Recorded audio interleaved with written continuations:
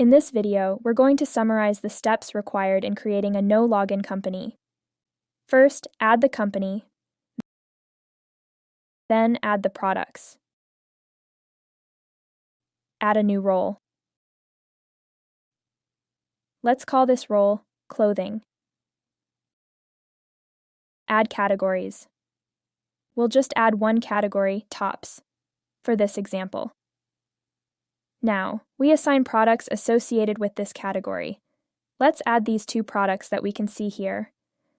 Now we need to edit the products to associate the appropriate colors and sizes with this particular company.